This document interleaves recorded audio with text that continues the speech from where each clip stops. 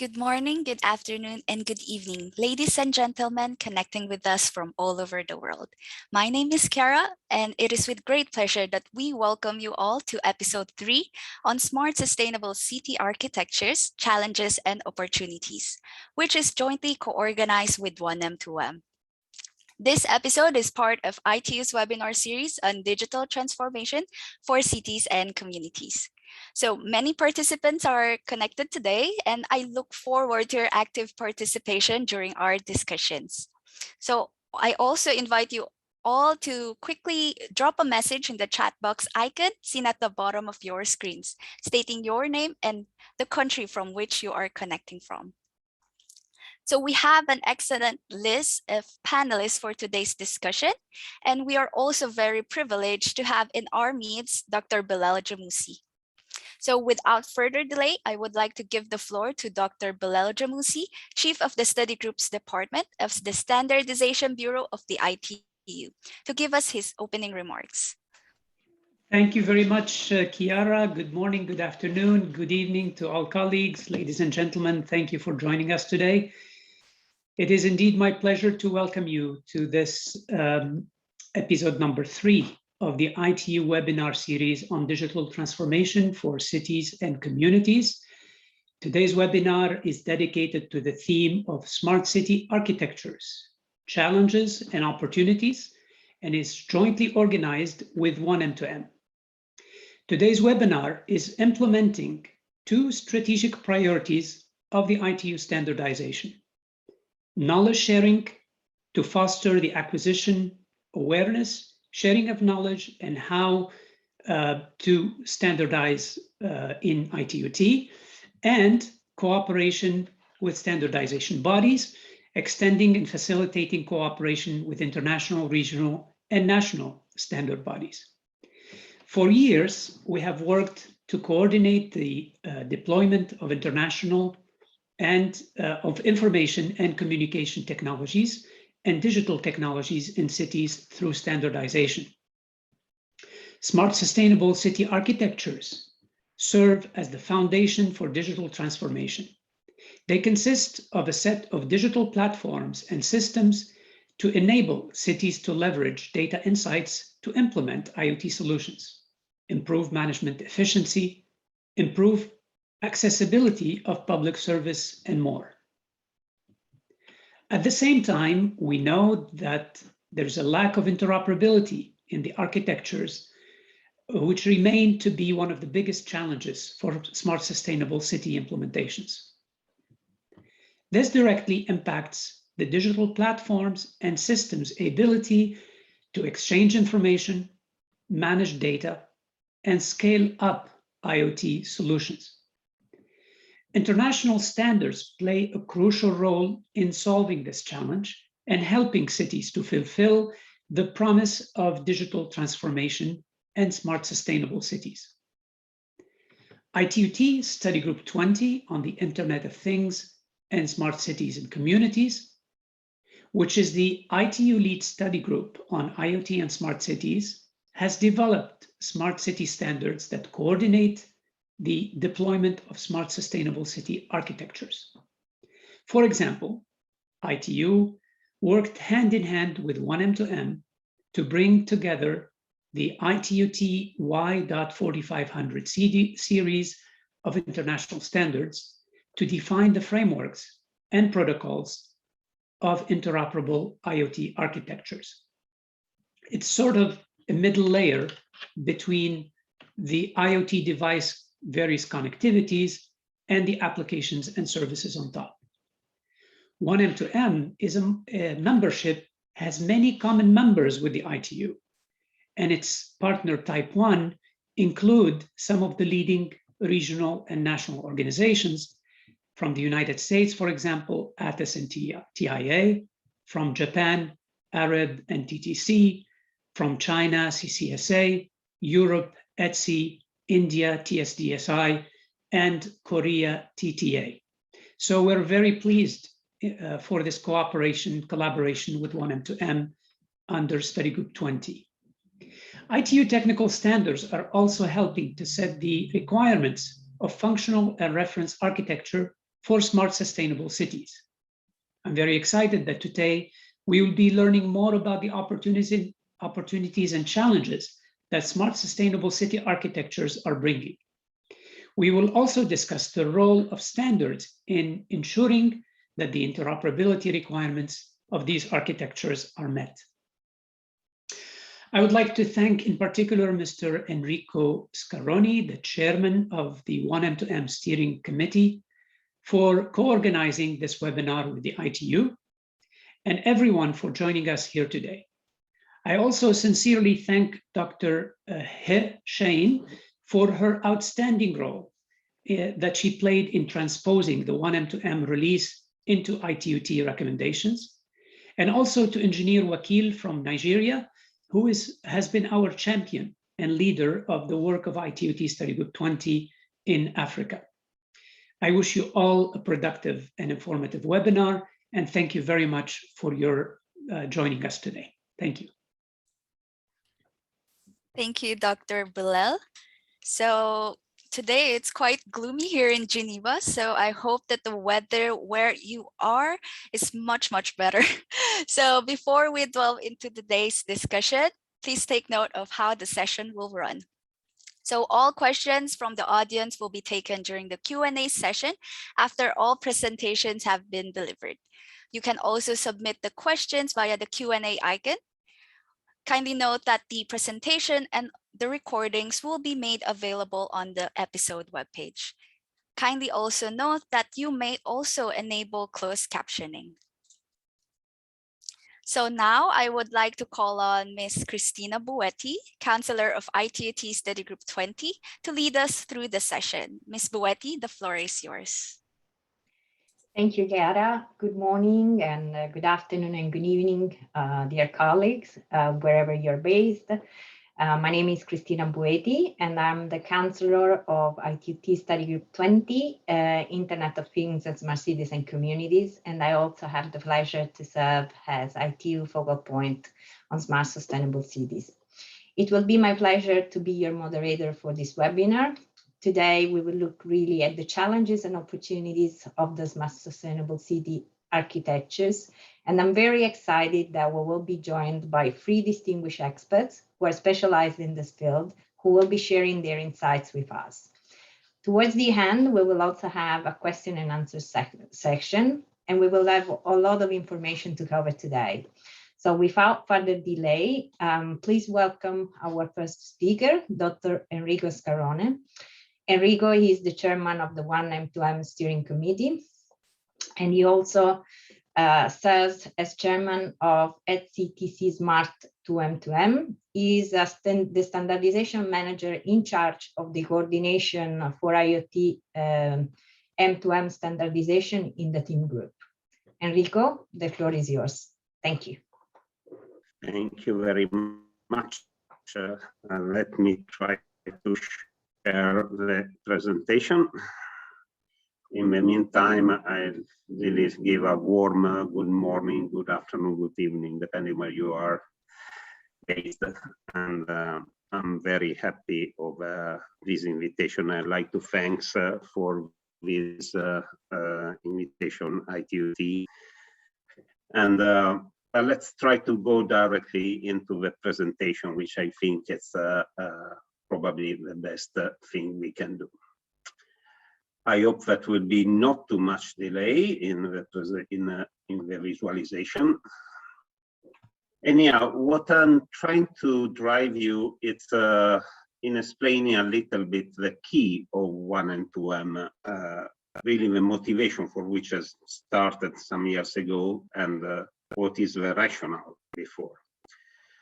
I think that everyone knows the forecast for IoT. There are forecasts, we say 20 million devices by 2020, 50 by 2025. What's happened is that the numbers are increasing, that's true, but are far below expectation that was put on IoT. So I personally think that IoT is much, much bigger than that. It's a bigger promise than the 50 million. The question is when and why is late. before answering to this question, I'd like to go a little bit in the, let me say, really the core of IoT. The core of IoT is the share of information. That's exactly what it is between machines, things, humans, vertical business, different ecosystems, and is using a lot of tools which are clouds, connectivity, protocols, API, and platform. But IoT itself is not the tools, is the fact that you can share information, send messages, send instruction, receive information, and understand that. So in this sense, is nothing that surprise the people which live today, but if you go back, we went by steps, and we see these steps running. I'm 55, 56, so I see already some part, and some part it was even started before my, let me say, professional career.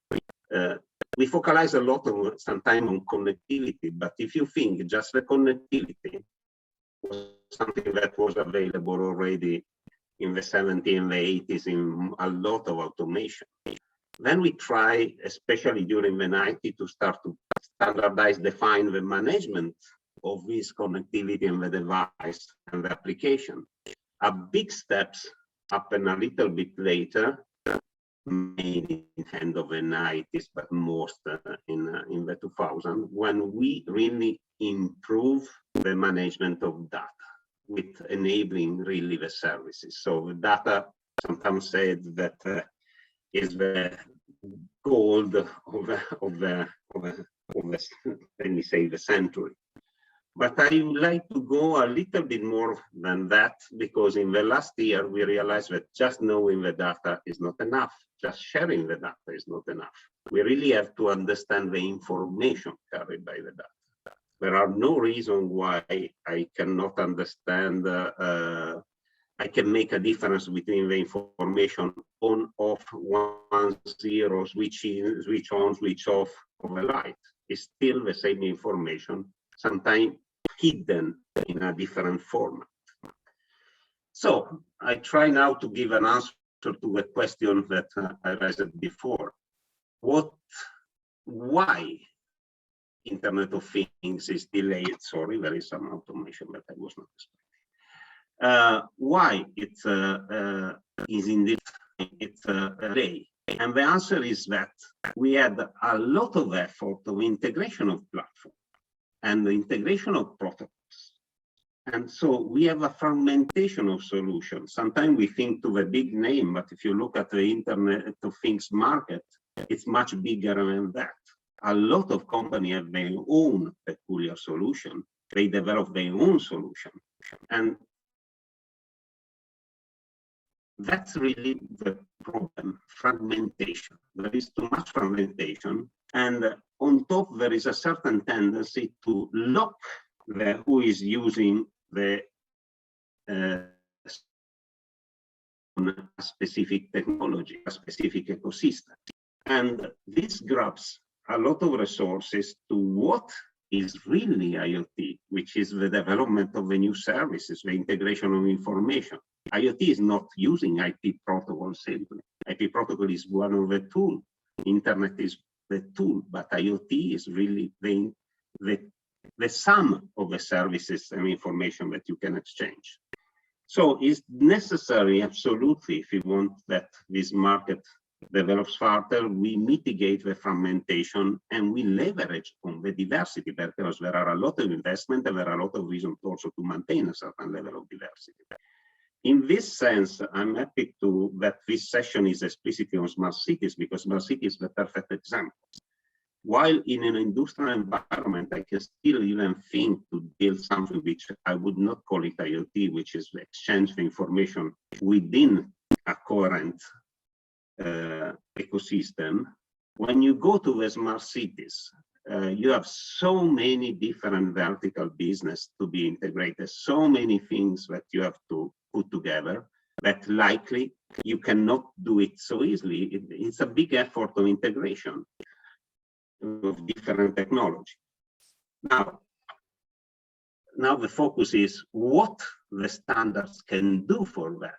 And that's really the question that was at the beginning of 1 and 2M. So we identified the problem, which is the fragmentation and the fact that everyone was looking at his own solution, doing the same thing several times instead of reusing what the other people have developed and building something new at the service level. I perfectly understand that sometimes it's easier to sell a platform rather to sell a service, but sooner or later the platform has to become a commodity, and the service should be really the added value.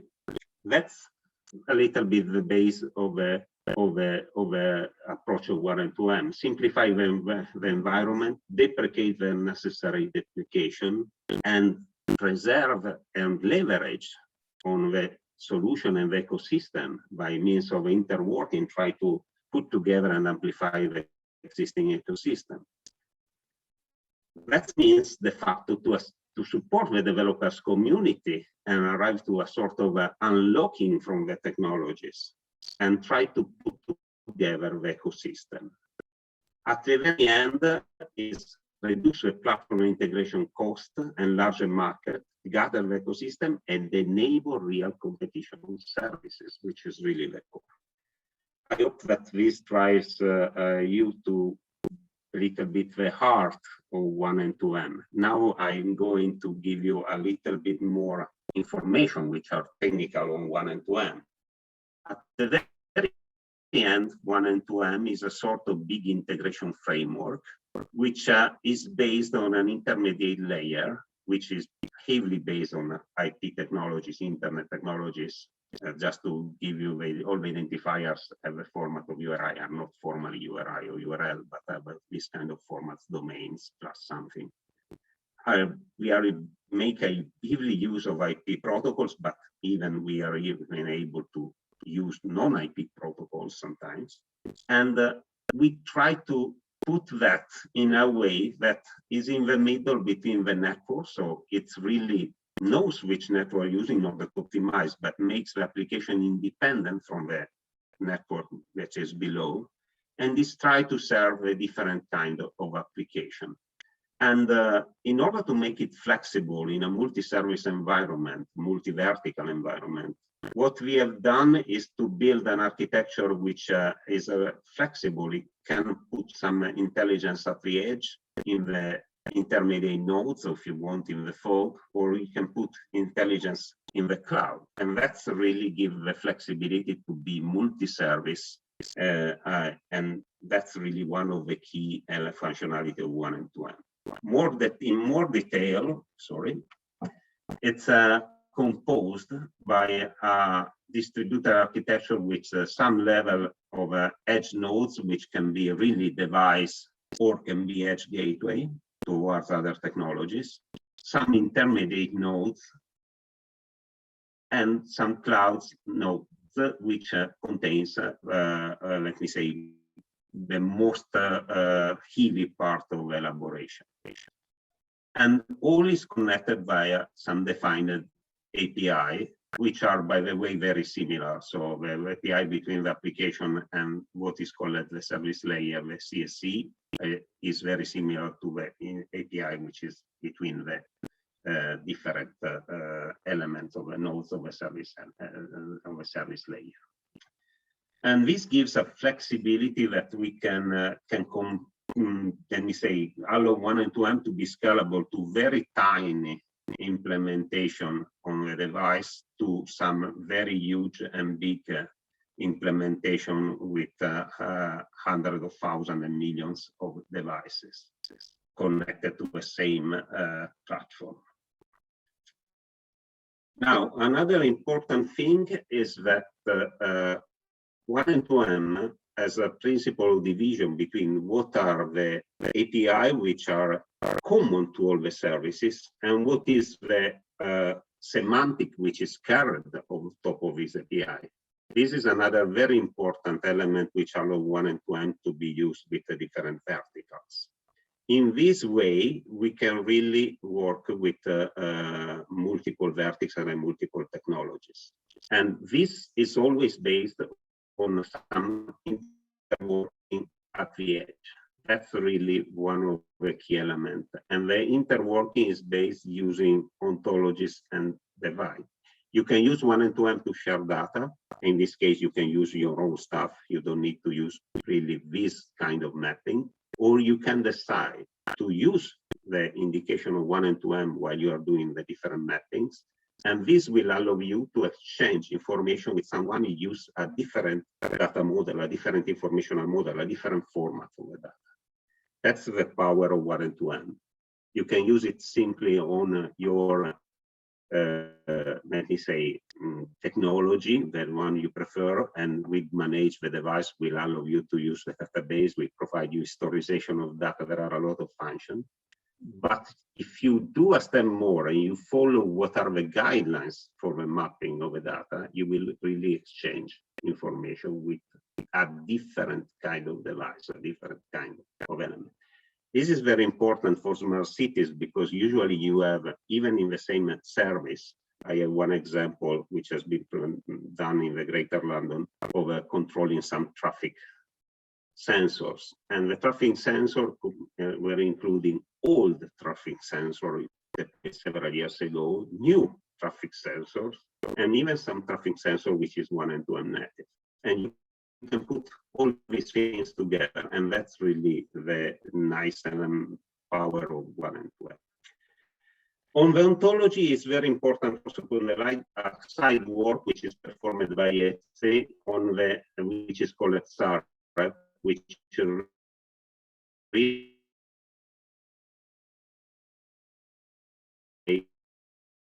fine for is not fully understood by with a certain meaning and certain you are defining an ontology. So ontology is present in all the protocols. Here, what are the difference? That we tend to separate the platform protocol from the ontology carried on top. So the ontology is marked, is listed, is known, but it doesn't generate a change of the behavior of the platform. It generates a change of the behavior of the interworking at the board. Why to use one-to-one? This I will not read all, but just to highlight that there are really a lot of functions which are specialized for IoT. So it's not a generic architecture. It's specialized for IoT. It contains a lot of functions which are related to that, from access, a very tunable access control of the data to assure the privacy of the data, to security, to management, to historization of the data, etc. Think that it's a huge work performed in several years. So one of the reasons why to use one-to-one is that you share all this effort. There are no companies which own one-to-one. There are no companies which leads one-to-one. It's a collective effort of several companies from all around the world. Okay, I will skip this one. Was already introduced. One-to-one is present a little bit on the different continent with all the recognized SDO. Starts from the telco world, but the telco world is in charge of most of IoT in most of the cases. It's developing the technical report and technical specification based on requirements, and the technical specification derives to the architecture, to the guideline for interworking, to the protocols of which are below the APIs. But what I would like to stress is that this is transposed by partners. So one-to-one is not a standard body, it's a collective project of the partners which transpose the specification in their own regional specification. It has a good support of interoperability, interworking tests and events, thanks especially to the support of SNTTA. it has two certification programs, one is run by TTA and the other run by GCF. As I don't remember the exact number, I think more than 10 open source interworkable solution. And very important, we have a transposition also in IoT that I will not give the detail because I'm pretty sure that Shane will provide more information about that.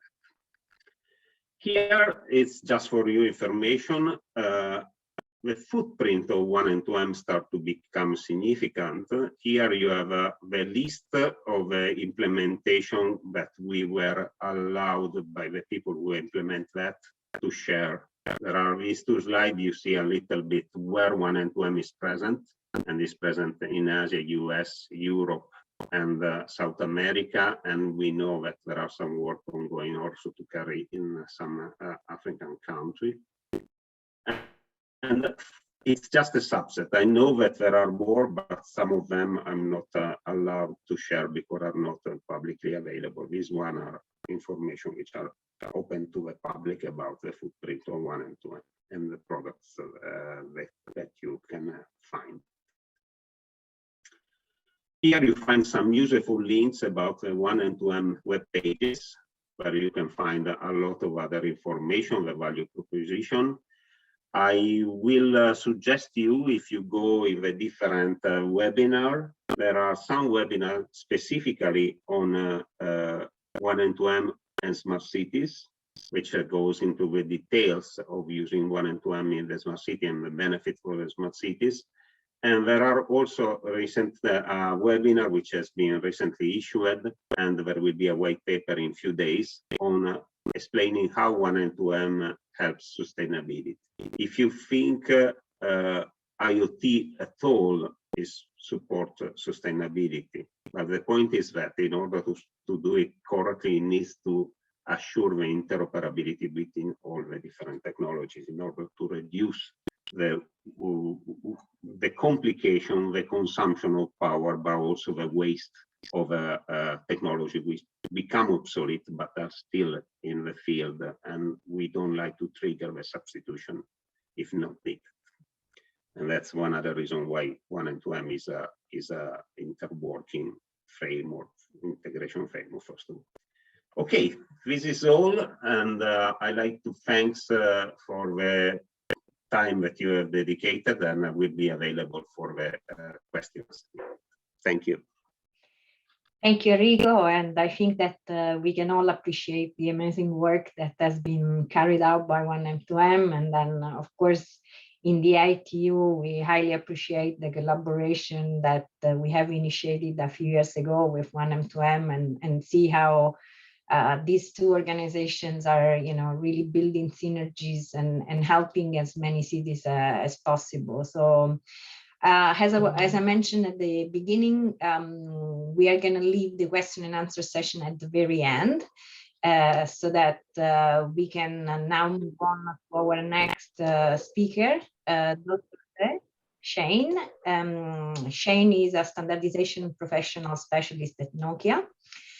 She's also actively involved in IoT Study Group 20 as rapporteur of Question 3, and she's leading the study on IoT architectures and protocols in IoT. She's also serving in the role of chair of the Requirements and Domain Models Working Group of 1 and 2M. And without any further ado, I'd like to invite Shane to share a few insights with us. Thank you. Thank you, Christina. Thank you, everyone. Let me share my screen.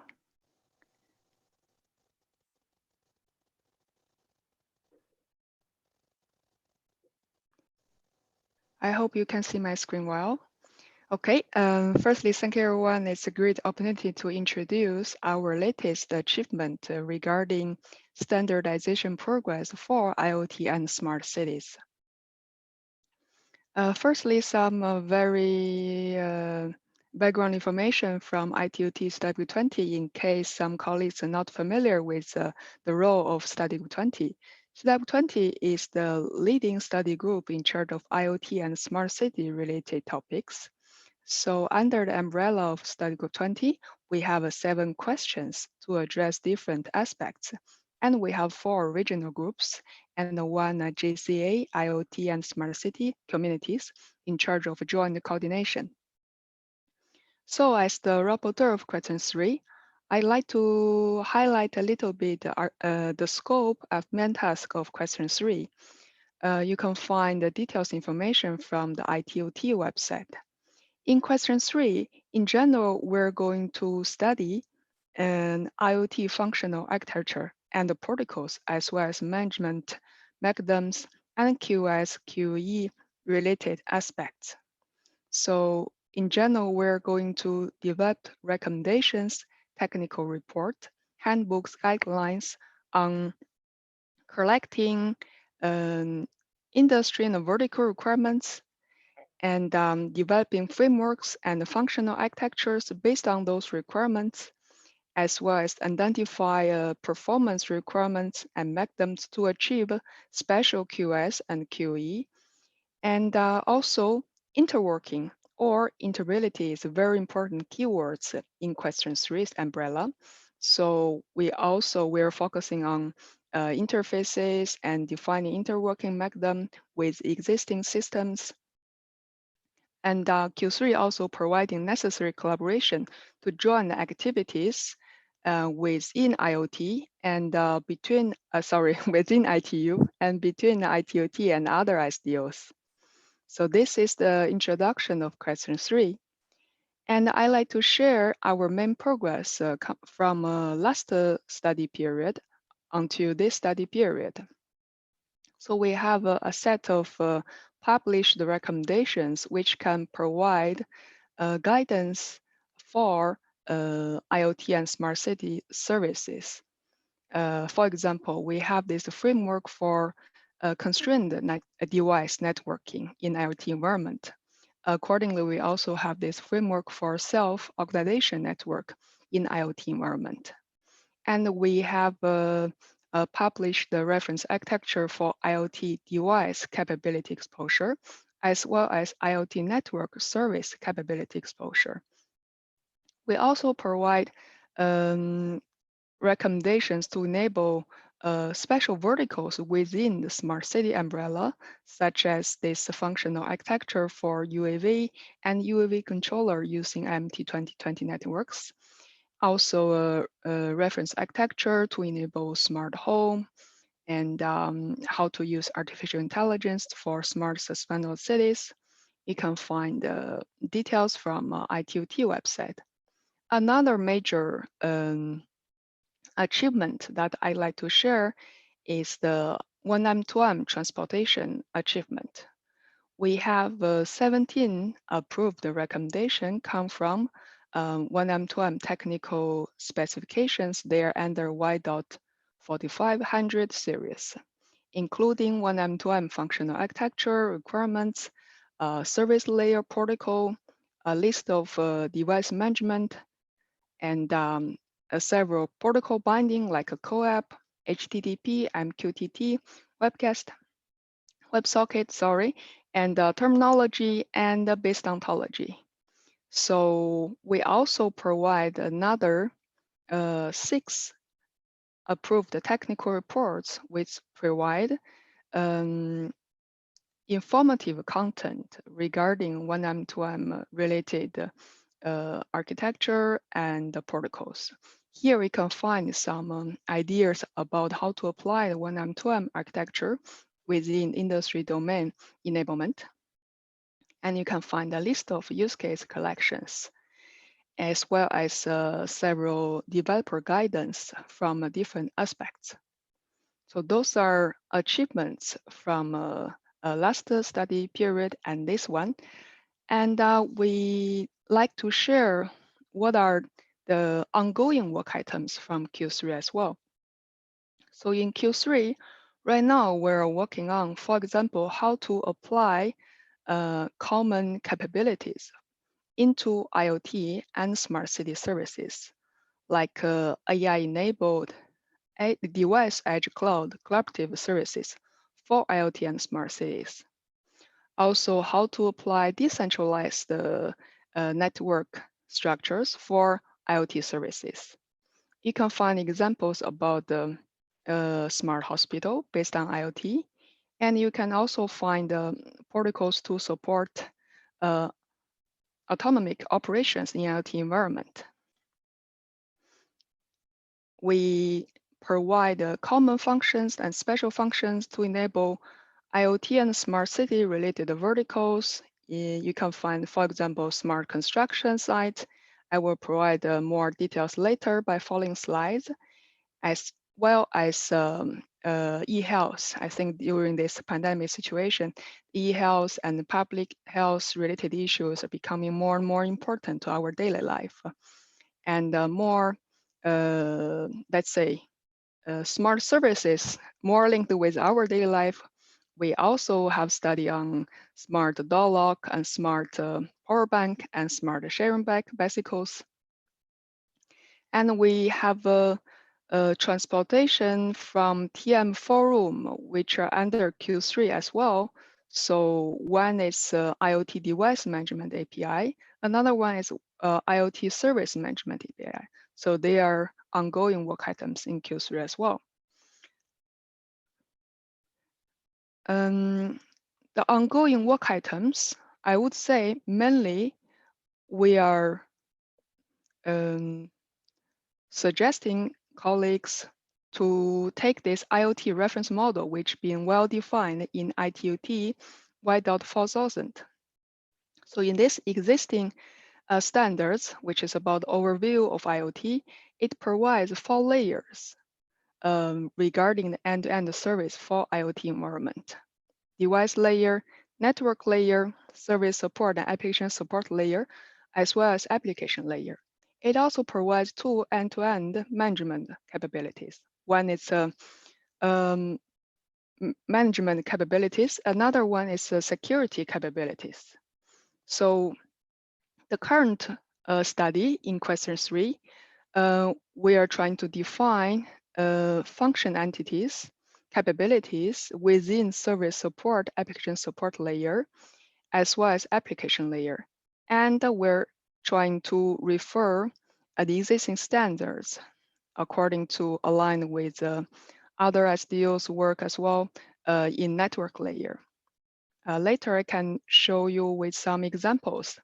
This is one published recommendation Y.4470, which is about using artificial intelligence service exposure functions for smart and suspended cities. So in this published recommendation, you can find it defines this artificial intelligence service exposure.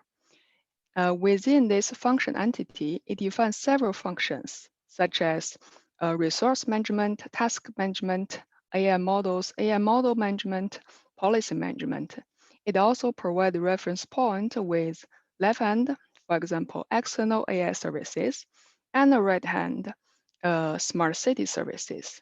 It provides possibilities to let people who would like to use the capabilities from the new AI services with some perhaps existing smart city infrastructures. In this recommendation, you can find use cases and deploy examples in appendix as well. So this is a good example to link the new technologies with existing city services and infrastructures. Another one I like to mention is this one. This is a functional architecture of network-based driving assistant for autonomous vehicles. So you can see left hand, in this functional architecture view, this recommendation defined a group of functions and capabilities within service support and application support layer to enable the services for driving assistance for autonomous vehicles.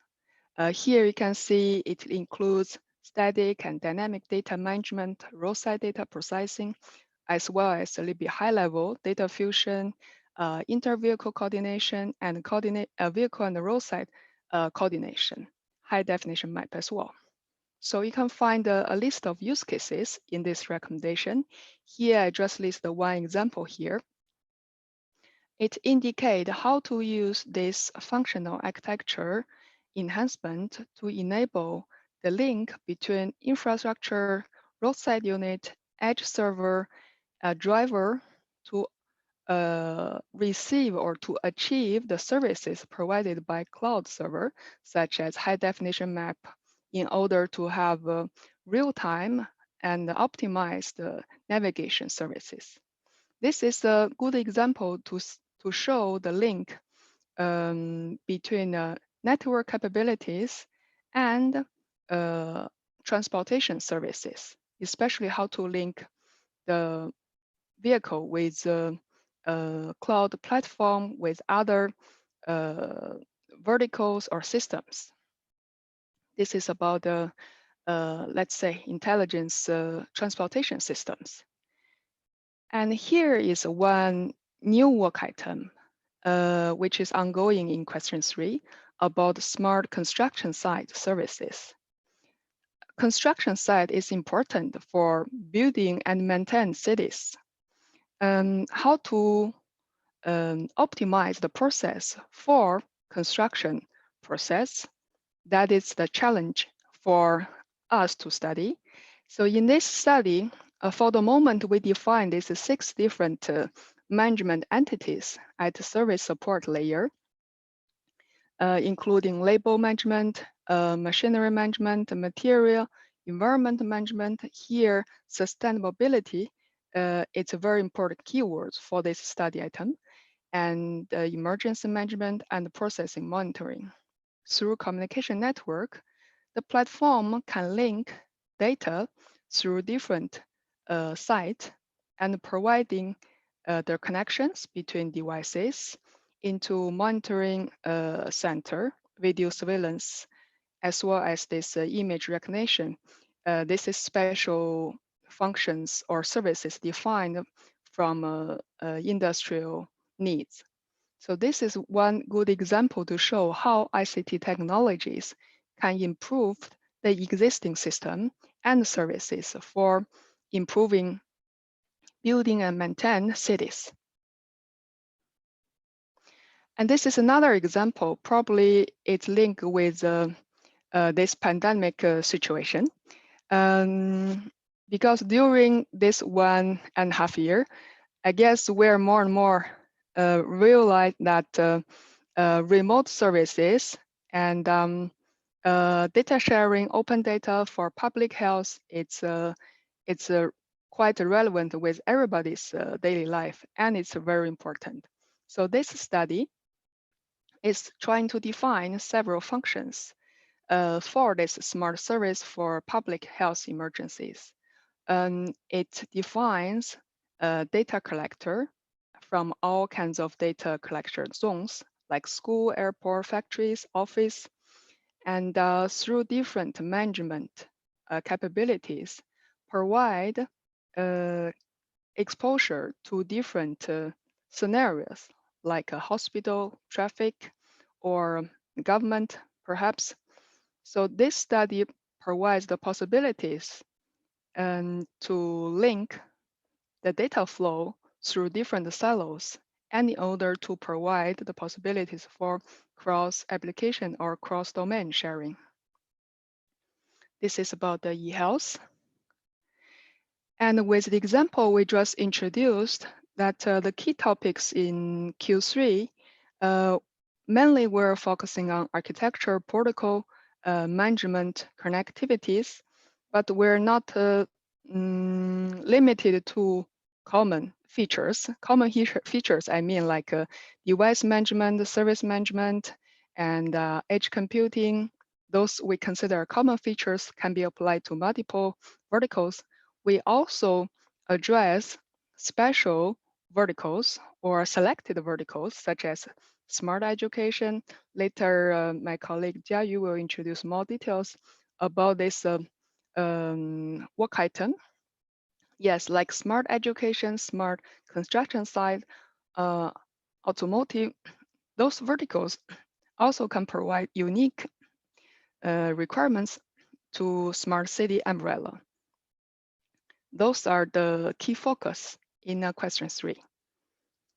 And second part of my presentation, I like to introduce the status from regional and international collaboration in study group 20. As mentioned, we have 4 regional groups with strengths, the collaboration in the mentioned regional area. And we also have this GCA IoT and smart city communities in charge of collaboration and coordination among ITOT and other SDOs on IoT and smart cities. You can find this IoT and smart cities community standards roadmap online. And we're working good on the collaboration with other SDOs alliances, including ISO, IEC, 1M2M, TM Forum, and LoRa Alliance, which is quite new. So today, by the chance, I would like to introduce more details about the collaboration with 1M2M. This slide, as introduced by Enrico, this is the 1M2M functional architecture. You can find details in ITOT recommendation Y.4500.1. That will be the key recommendation if you would like to know more details about this 1M2M technical specifications.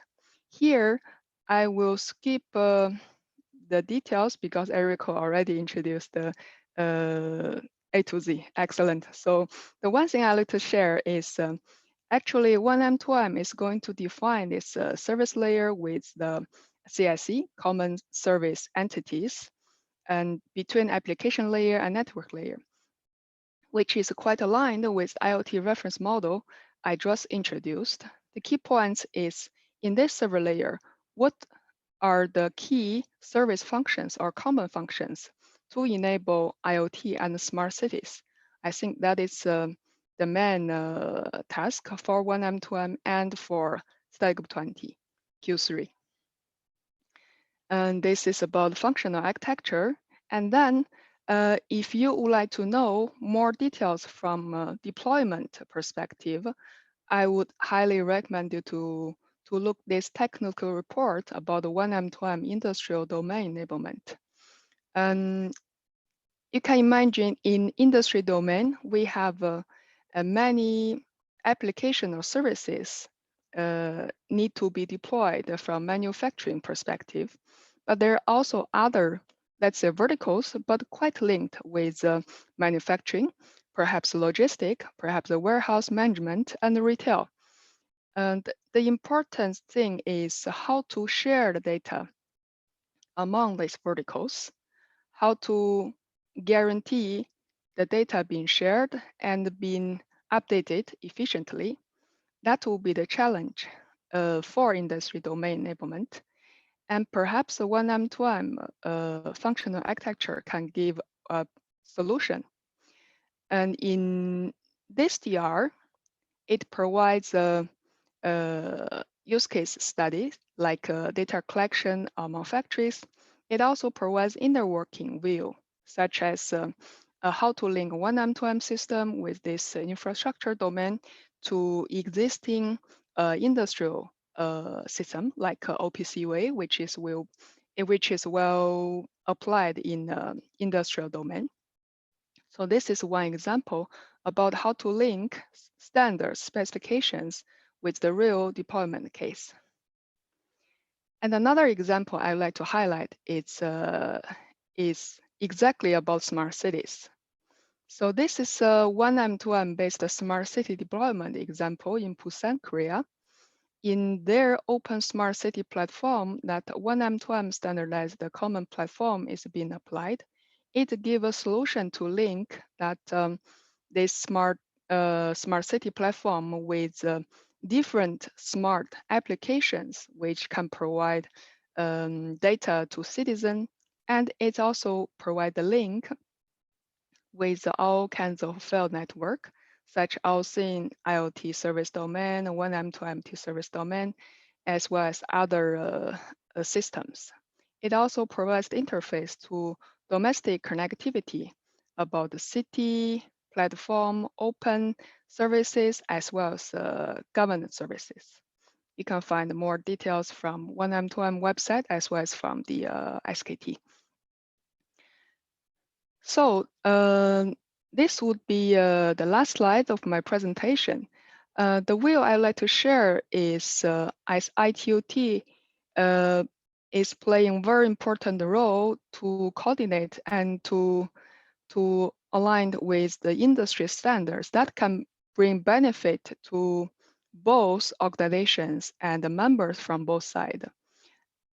The member states, they can receive the latest industry standards, and in order to help them to understand better how to link standard specifications, how to link strategic object with the concrete industry specifications.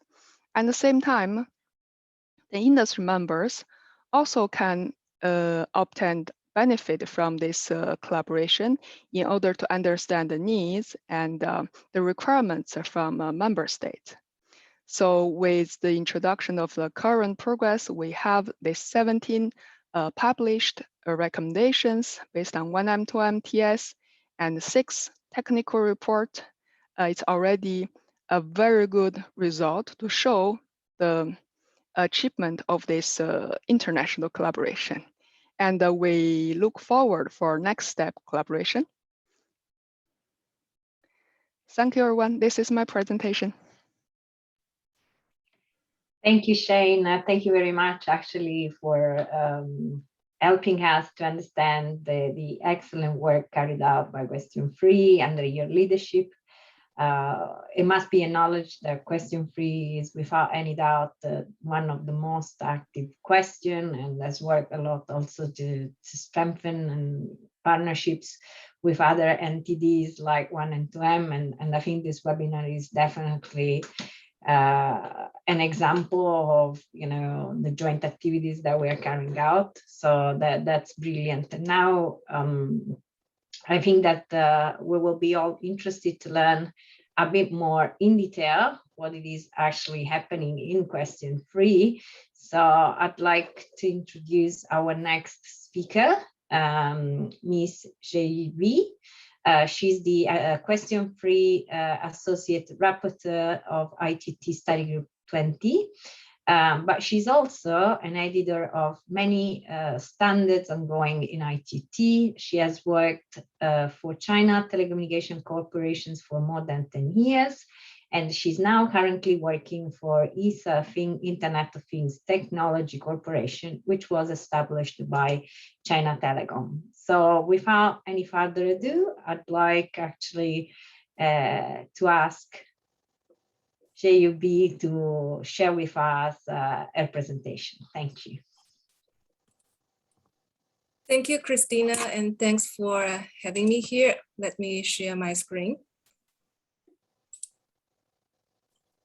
Okay.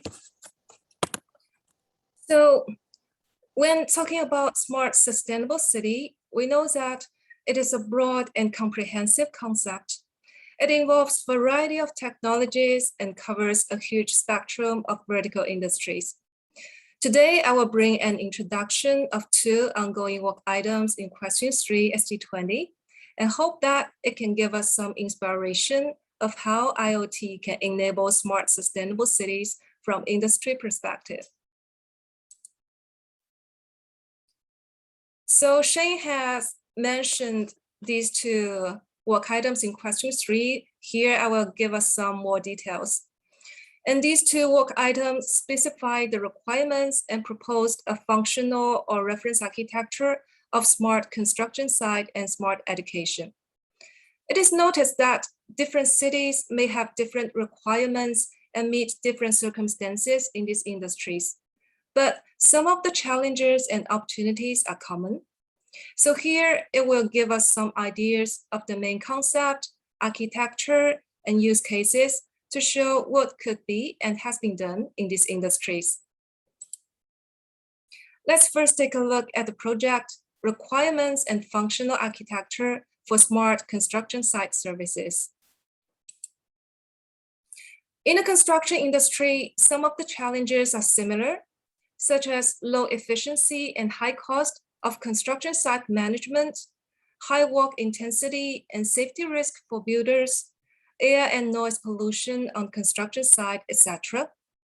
Smart services can be introduced to alleviate these problems, including to help realize the visualized and intelligent management, to improve the level of information-based management by avoiding potential malfunctions and violation operation. They can also help to prevent potential hazards and make quick emergency response, and to build green and ecological construction sites. Overall, it aims to maximize the benefit of the construction project while ensuring safe production. On the purpose of meeting these goals, a functional architecture is designed, and related services are recommended. It needs to be mentioned that this is an ongoing work item, and the functional architecture is still under development, but at least it can give us a view of how things work.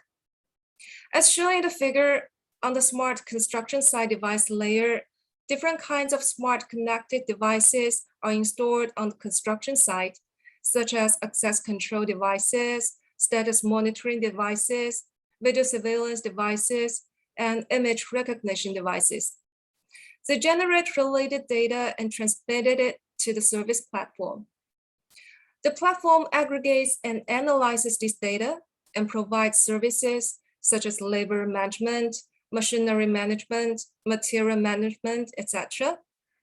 The platform offers these services to the stakeholders through unified approaches such as app and web portal. Under the instruction of the architecture, it would effectively improve the management of the construction site and accelerate the speed of handling potential dangers. Here are some use cases to give us some knowledge of what could be done in smart construction site. The first one is the detection of steel bars by means of intelligent identification. On the construction site, material checkers usually need to perform on-site manual counting of the material, such as steel bars.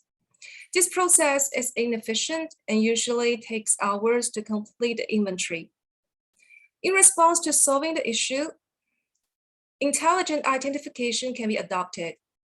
Using the algorithm specifically for the target detection with high density, it can quickly identify and record the number of steel bars, shorten the inventory time, thus greatly improve the work efficiency. With more training and further optimization, the algorithm can be more accurate to handle different situations, such as different shooting angles, different lengths and radius of the steel bars.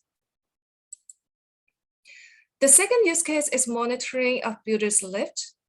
In this case, only the identified driver can operate the lift after verifying the biometric identity to ensure safe operation.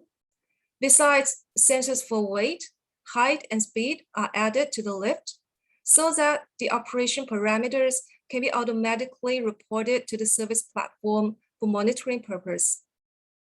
Sound and light alarms will be automatically triggered if abnormal situation happens, such as when the lift is overloaded.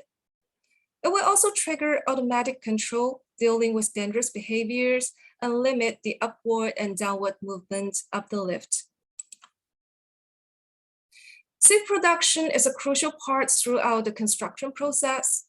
Besides status monitoring and control for specific equipment, video surveillance can also be used to improve safety monitoring efficiency and decrease safety risks.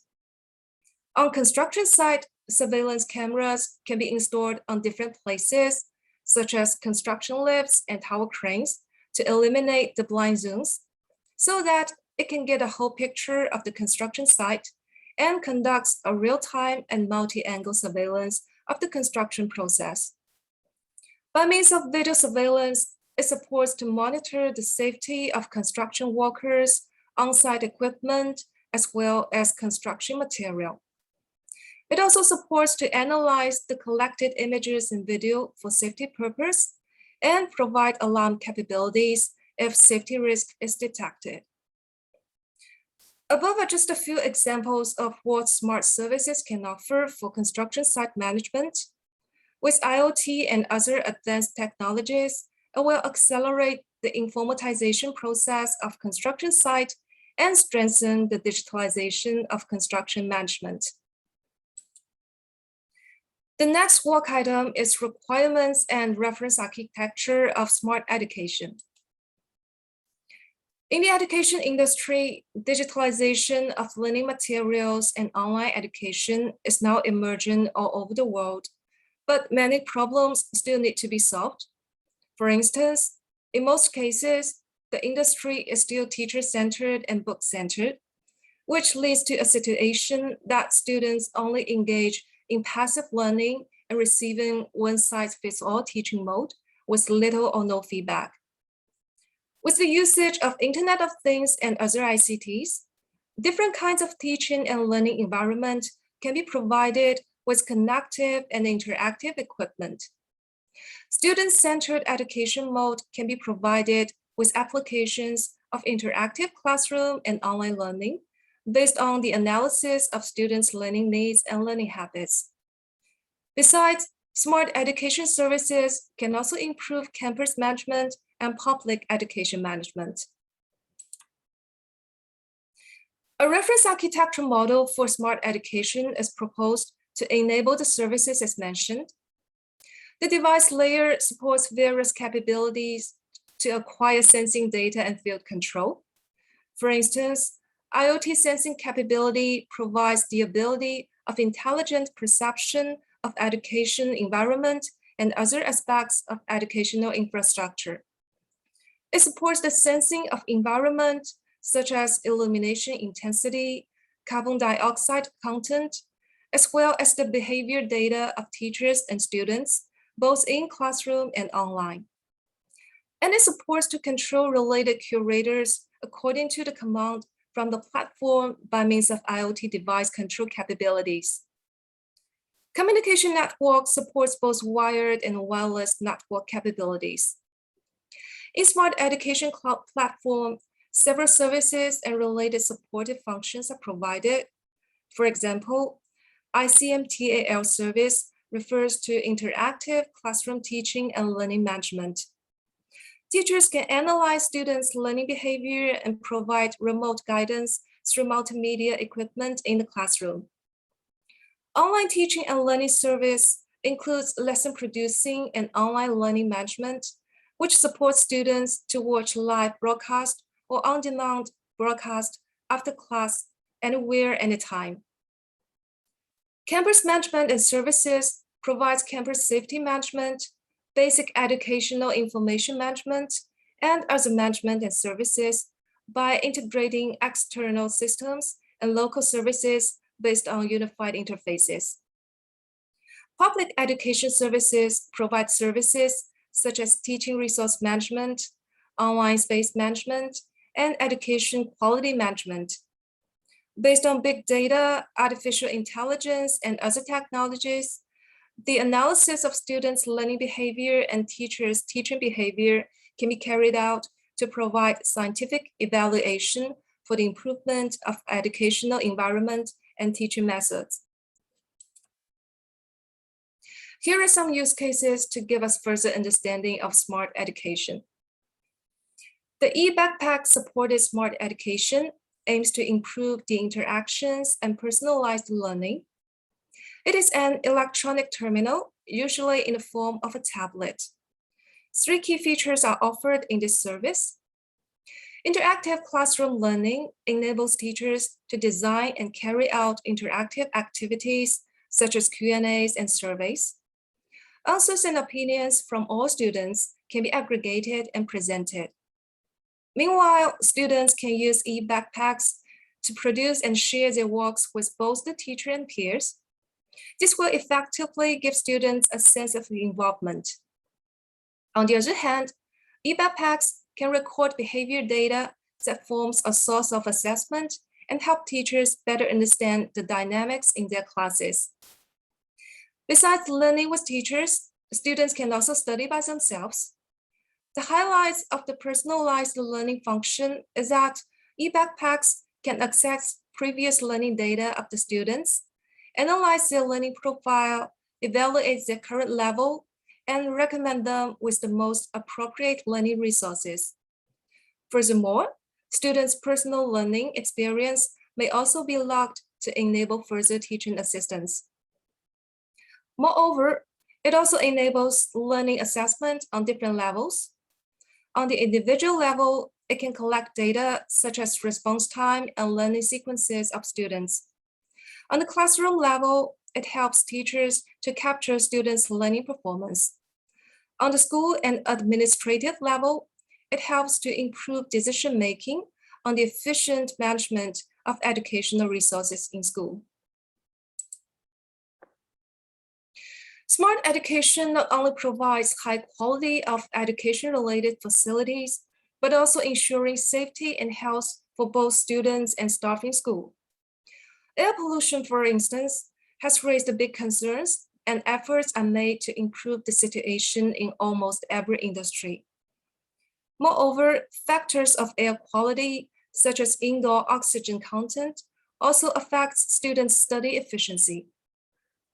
With the technologies of IoT, air quality management can be provided to support smart education, both inside and outside classrooms. 3 key features are included in this service.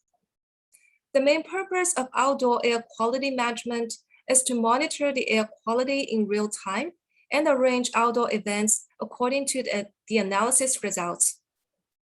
For example, if air pollution is too severe, the relevant events such as PE lessons and sports meeting are suggested to be canceled.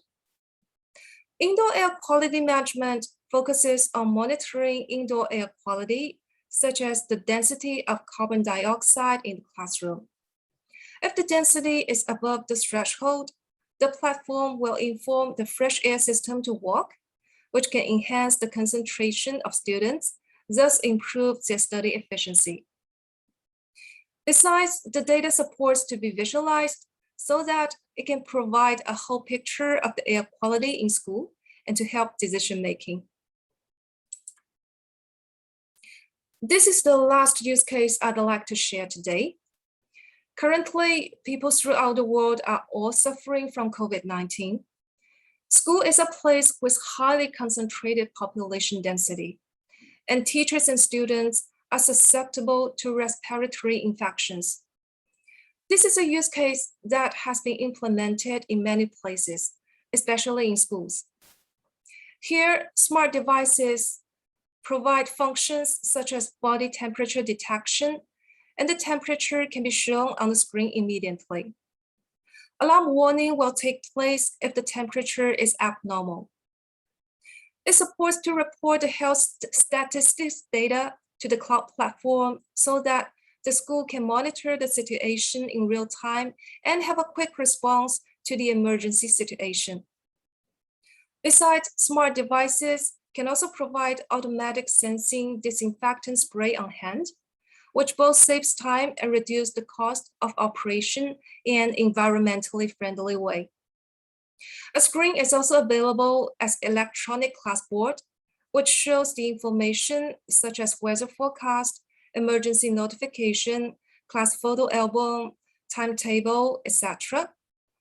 Different networks can be supported according to the specific requirement, including IoT, NB-IoT, 4G, etc.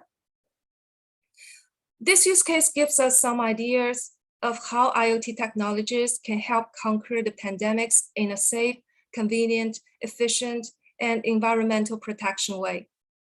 With the help of technologies and people working together, it is believed that our lives will be back on track soon. The above 2 draft recommendations show us the possibility of how IoT can be utilized in traditional vertical industries to help build better and smarter sustainable cities. Due to time limitation, it is impossible to show every detail of the work items. As the Associate Rapporteur of Question 3, I'd like to welcome everyone who is interested in these topics to join the meeting of Question 3 and have further discussion. So that's all for my presentation, and appreciate your time and attention. Thank you. Thank you so much, because it was great actually to learn more and a bit more detail about the work items, and especially taking into consideration how relevant they are, especially now that we are all living these difficult times due to the pandemic. So I would like Now, to open the floor for question and answers, as I said from the very beginning, we will need to finish this webinar on time. However, we wanted to have some interactive discussions with the speakers and also especially with the audience. So I'd like actually to encourage all of you to share all your questions. And so let me start with the first questions that we have in the chat box. So for all of you that are interested, kindly write your chat in the chat box. So the first question that we have, it is actually asking, how can the IoT platform in smart cities help to meet manufacturing requirements? Does IoT Study Group 20 have existing work on it? Sorry. Yeah, thank you. So, and maybe I would ask Shane if it would be possible for her to address this question. Yes, sure. Thank you. Thank you for the question.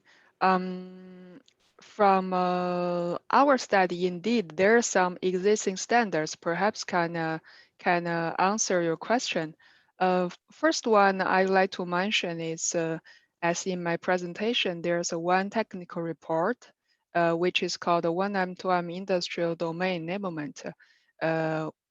It's called y.1m2m.ind.de.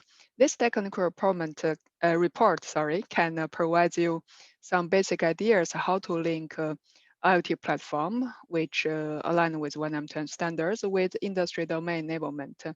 Another good example, which is also published standards recommendation in the ITOT website, you can find y.4003, which is overview of smart manufacturing in the context of industrial IoT. I believe even smart manufacturing, industrial IoT, they're using different keywords, but the purpose will be the same, is how to reuse the existing system and how to break silos, provide cross-domain services for, let's say, smart manufacturing. There's one ongoing work item under question 3, which might be relevant as well. It's about architecture enhancement with network capability exposure to support different QoS, QoE requirements from enterprise IoT perspective. Here, I would say smart manufacturing or industry, they should adapt with the umbrella of industry IoT. So perhaps this ongoing work item also can provide you some ideas about how to link network and with IoT platforms to enable services. Thank you. Thank you. Thank you so much, Shane, for sharing with us this information. And I hope that that all of those of you that are interested in IoT Study Group 20 work will contact us. You can find information. You can find also the work program available and accessible on our website. So let me now move on to our second question, which has been made by Marco Guaruggi. So Marco is one of the other distinguished experts that we will have the pleasure to welcome in another webinar later on, actually in the year. But for the moment, Marco would like to ask to Enrico. Enrico, could you comment about any possible future on 1M2M plans to integrate possible future capability enhancement in the 1M2M architecture enabled by emerging technologies such as artificial intelligence, blockchain, edge computing, and digital twins? At least, do you expect impacts on the 1M2M architectures? And then I think that is the first question that Marco has. So Enrico, maybe you can address this first one. Yes. And then we will have another one. And then meanwhile, before you start, thank you, Marco, also for complementing the information from a question to perspective in the chat. Okay, I will start from the second one from Marco. The situation is different for the different topics, in the sense that on AI, we have just finished a report in TC Smart N2M, which has been shared with 1N2M, about using AI on top of 1N2M.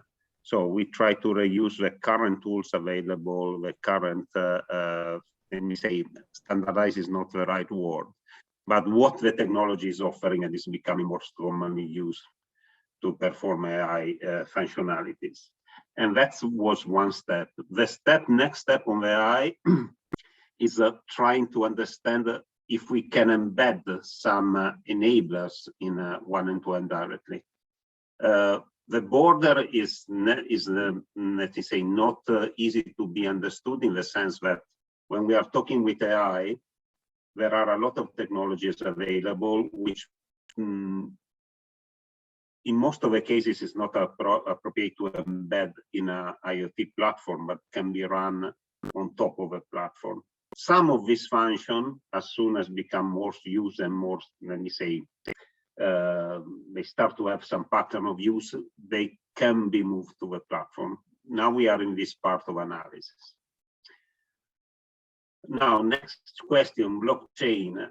We analyzed 2 times that at this moment with the current blockchain technology, or if you want, the current distributed ledger technology, we feel that it's not sufficiently efficient for IoT at this moment. So for the moment, this topic, we are not developing any work. We have planned to review that periodically to see what are the real development. At this moment, it's too costly. It's too not even not let me say, and sustainable to a certain extent. Edge computing, we made some study. We have developed some option for the integration of edge computing, taking into account that 1N2M has already certain level of edge computing by itself. It's that's part of the work, and is partially related also to the digital twin. On digital twin, we have started some work. Started in ETSI with the target of contributing into 1N2M on digital twins, where essentially we analyze several of the functions of the digital twin we try to identify. The nice thing is that the architecture of 1N2M is very friendly. I already include some of the functions which are typically used today for digital twin. So the most common things were embedded in 1N2M from the beginning. Just to make an example, one of the typical of our function of augmentation is the translation into a protocol. 1N2M has its own interworking proxy, which is at the edge. So we have already a digital twin at the edge that is very similar to several architectures which are proposed. So we are currently very confident that we will have a high level of integration with 1N2M and digital twin, exactly to these things, to the fact that it also allows the inclusion of function like composition and duplication of function. It's very easy with 1N2M, and it's part of the original design, even we didn't call it digital twin when we decided. I hope it satisfies the questions, and I leave it to Cristina. If you want, I can answer to other questions or answer later. Yes, Enrico, I think that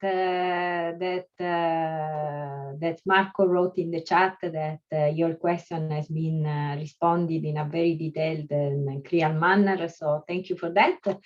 And we have another question for you that is, can you please argument a little, taking as example the 1M2M IoT basic ontology, the limits of applicability of ontology abstractions with respect to the specificities of per domain specific vocabularies, when, including cross-domain scenarios, they can work effectively for the application objectives, when they show limits, issues, or don't help, and are there alternatives, improvements, at least in perspective?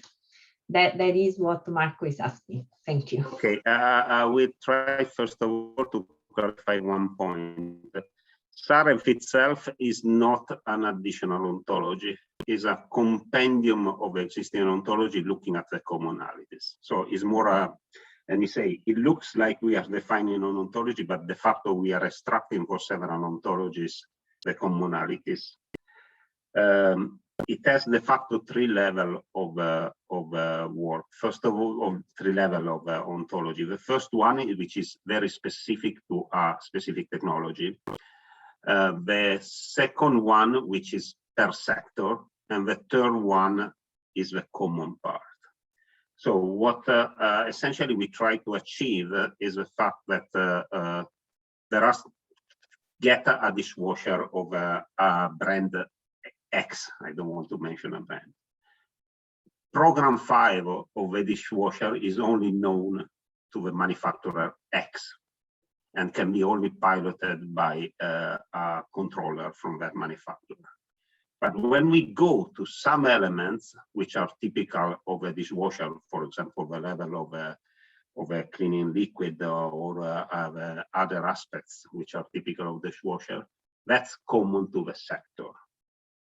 Then we have other concepts like the power consumption or the fact that I can interrupt with in a certain moment or not the dishwasher. And that is really common to a lot of objects in the IoT world. So even some years ago, we have a couple of years ago, we have made a demonstration with the European Commission using SAREF, where we have different brands of white good in the house, dishwasher, washing machine, this kind of stuff, which were controlled by a controller of different brands. And even there was the possibility for a remote controller owned by the city authorities to switch off that machine in case of a problem on the distribution grid. That's what is called the demand-side flexibility. That's the kind of approach. Coming to your question, when it is convenient or not, it's clearly that every time you have an inter-domain or inter-vendor solution in a domain which has not consolidated itself already, it gets clearly several advantages. When you go to a specific solution, it's not true that there's a disadvantage, but it's true that requires a change of mindset to work with ontologies. Everyone is using, but we didn't call ontologies, we didn't consider it ontologies, and that's, I think, mostly a problem of mindset. Even myself, for a certain period of time, when we start to work on that, I was not really understanding. It's easier when you're using that, try to understand, but there is a problem of modeling of the data. And that, I think, is the major difficulties. So the disadvantage is that you need, if you want to apply ontology and semantic properly in a flexible way, you need a change of mindset of your employees, which are your developers. Or at least you have to get some developers which are already thinking in that way. And that, I think, is the difficulty. Saying that, when you use the approach, you get a lot of flexibility with de facto no additional other burdens respect to the other one. And give you the flexibility to use different technologies, because that's one thing. In older protocols always embed the data model inside the protocols, while modern protocols and modern API keep it separated. Do not mix them. It's one lesson that we learned very well at the beginning of 1 and 2M. Do not mix the semantic ontology part with really the protocol part. I hope that clarifies. Thank you so much, Enrico. I think that that certainly the information that you provided responds to Marco's question. And meanwhile, also in the chat, I'd like to draw your attention to the fact that a list of the IT standards has been made available. There's the link. So as a reminder to all, IT standards are available for free, so everyone can really download them without any problem. I would like actually also to ask a question to our question-free associate rapporteur. So can you tell us some key factors considered when building smart sustainable cities from an industry perspective? So maybe I'd like to call on JUB. Yes, and sure, thanks for the question. And from technical perspective, as introduced in the presentation, we can find that the architecture of smart services, no matter it's smart construction site, smart education, or other services, they all have some common components in the architecture, such as the devices, the networks, platforms, and applications. And some requirements and capabilities are generic for almost all the industries. For example, device management. It is an essential factor to make sure that the applications running on a given device operate well, and the users can be informed of the current status of the devices and get notification if there is something wrong with the devices. And network connectivity management is also a very important factor to ensure quality and reliability of the network connectivity of each IoT device, since we know that it is difficult to monitor and manage network connections manually through traditional customer care services with such a large number of deployed devices in smart services. And besides, when building smart city platform, how to make it more interoperable to handle the increasing number of services while ensuring their quality is also a crucial factor needs to be considered. On the other hand, we know that different industries have different requirements for the infrastructure when creating smart services. And this is the reason why smart services in different industries need to be studied independently and specifically. And in ITUT SD20, the above two aspects are both involved. A related work is published or under study in the corresponding questions. And I also noticed that the webinar series also covered some of the related topics. So hope the standard work and webinar will be useful to city planners and related stakeholders. Thank you.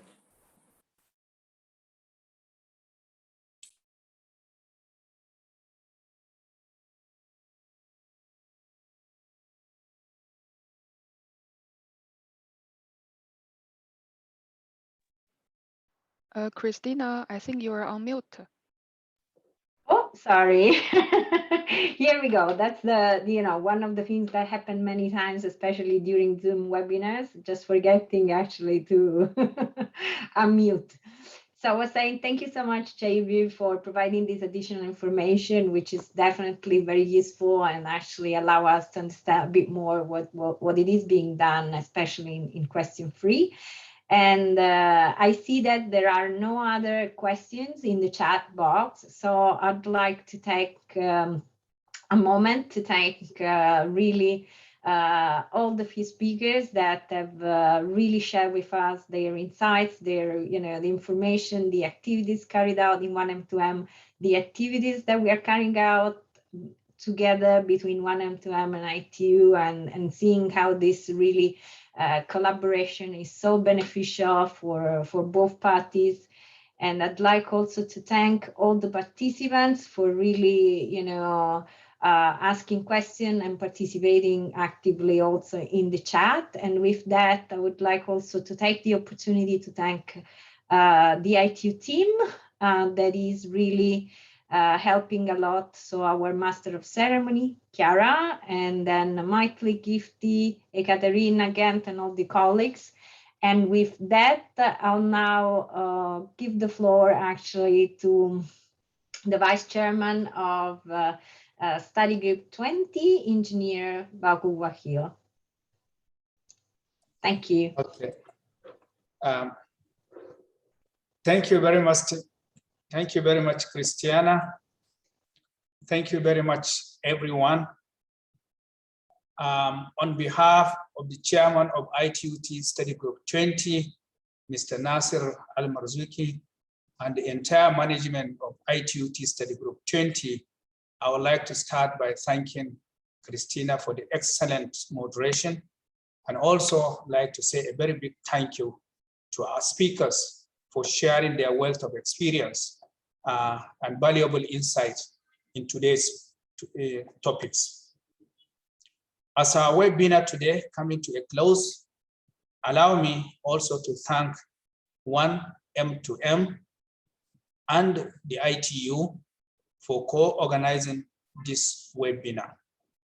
Today, we have discussed at length the challenges and opportunities that smart, sustainable city architectures are bringing. We understand that interoperability is a crucial element that enables smart, sustainable city architectures to scale up IoT solutions and realize the full potential of digital transformation. The technical standards developed by ITU Study Group 20 and M2M are already providing guidance for defining the frameworks and protocols of interoperable IoT architectures. As we move forward, cities will be looking to deploy more digital technologies and innovative solutions.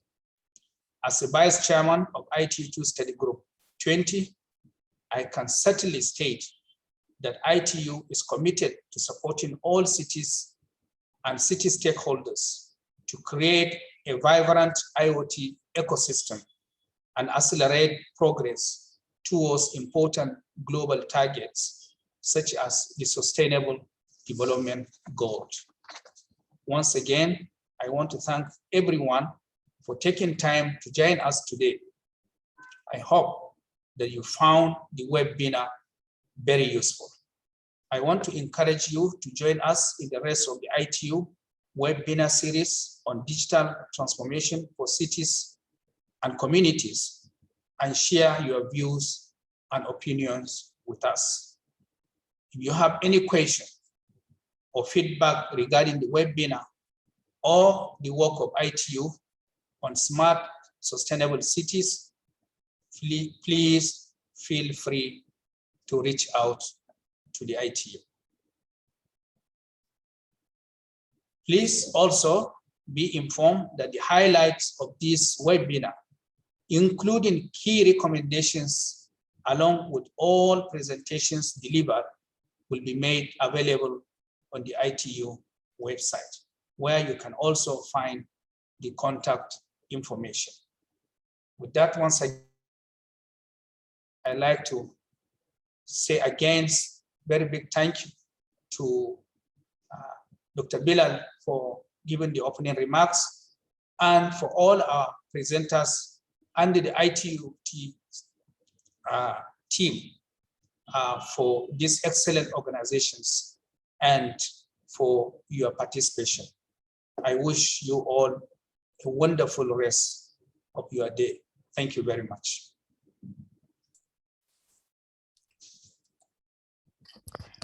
Thank you, Engineer Wakil. And of course, thank you to the panelists and all the participants who joined us today. So we would like to take this opportunity to invite you to participate in other episodes of our webinar series.